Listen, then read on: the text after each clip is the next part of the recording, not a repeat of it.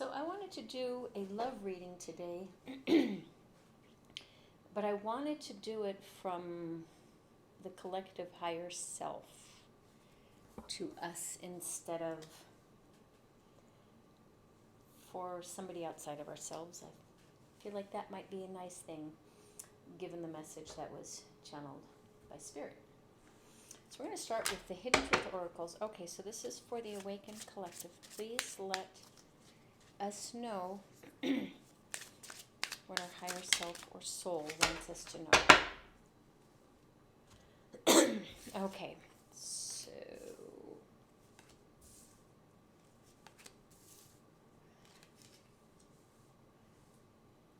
let's see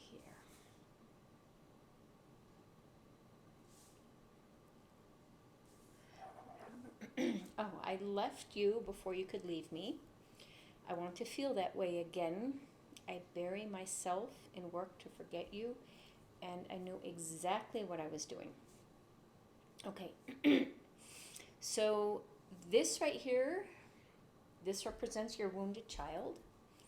I left you before you could leave me. With this one, I'm getting really strong abandonment issues, that we kind of separated from ourselves because it just felt safer to do so. That we abandoned ourselves because I believe that, or I feel that our experience abandoned us, our childhood, our youth, I'm hearing our trauma wounds. So, and this is a time where we can reunite with ourselves. I want to feel that way again, and I think that is the reunion. When we're born, we're completely connected. We haven't been fragmented yet, except for those aspects that we lost in former lives or different lives, because there is really no time. And just to feel that reunion with all aspects of ourselves, that I think is what this Valentine's Day could represent. I bury myself in work to forget you. And I feel like that is, we have this capitalistic society where we work. And it's compelling, and not only from within ourselves, but from outside of ourselves. You're told that you're lazy if you don't work, if you do self-care, things like that. And I'm hearing coping mechanism. That is a coping mechanism. And then lastly, I knew exactly what I was doing. Now this right here is telling me that this was a survival technique that each of us adopted, whatever it was that we did, and it's unique to our particular stories, but that this was protective. They're showing me there's two aspects of our brains. There's the one aspect which is just survival oriented. You do what you need to do in order to survive. And then there's the other piece. They're showing me it's the self-expression piece. And the instinctual response is, okay, if I can't do both of them, I'm going to give up self in order to stay alive. And this is where we are right now. We have an opportunity to change that. So let's see what the Kali deck has to say. Please let the collective know what the higher self wishes to share.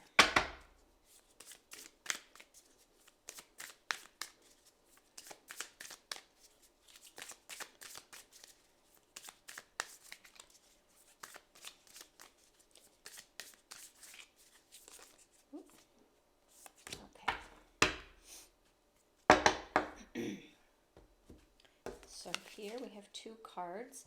The first is Blue Tara. Chaos will give way to the higher order of love. Let there be peace in your heart. As Blue Tara looks to her right, gazing toward the future, she sees a vision of your peaceful, protected, and authentically expressive future.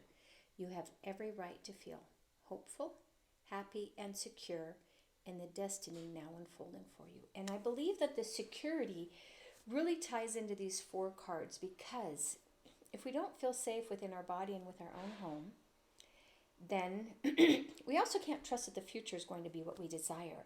It may be what we create, but it doesn't come necessarily from a place of love. It comes more from a place of acceptance, not the acceptance, surrender acceptance, but the acceptance of this is all that I'm ever going to get, and being stuck in that mindset and not dreaming something bigger and better into place.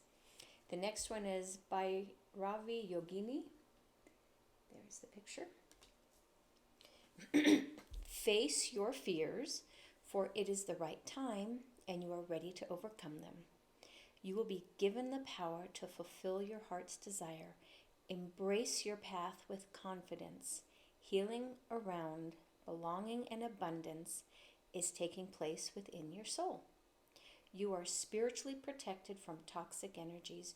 Recognize your inner divine badass and commit to your dream with conviction.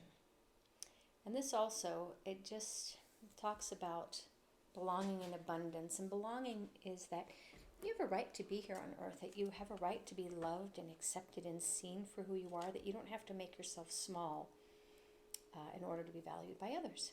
It's about valuing self first, because looking outside of self for validation from others is actually part of the coping mechanism. Okay, and then, whoa! Okay, we got quite a few that popped out.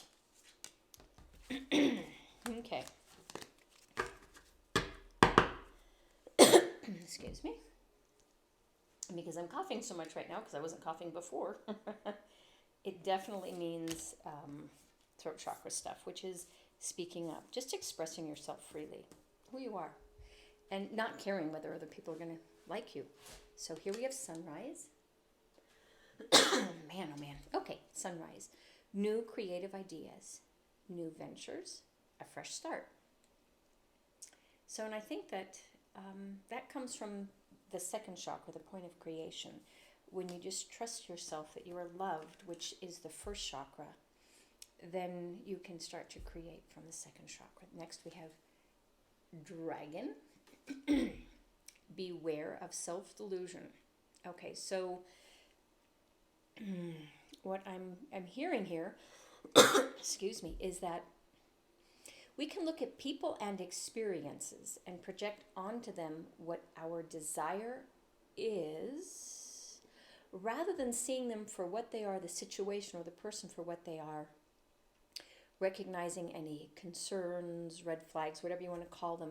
Instead, I feel like we try to put them in a box of what we want it to be, thereby ignoring and avoiding that which we don't want to see. Next, we have fan, romance, celebration, party. Well, that's definitely what we're talking about here. Valentine's Day, self-love. Gong, an exciting event. Well, I guess on Valentine's Day, make it a celebration, even if it is just with you. Honor you because you are worthy of being loved.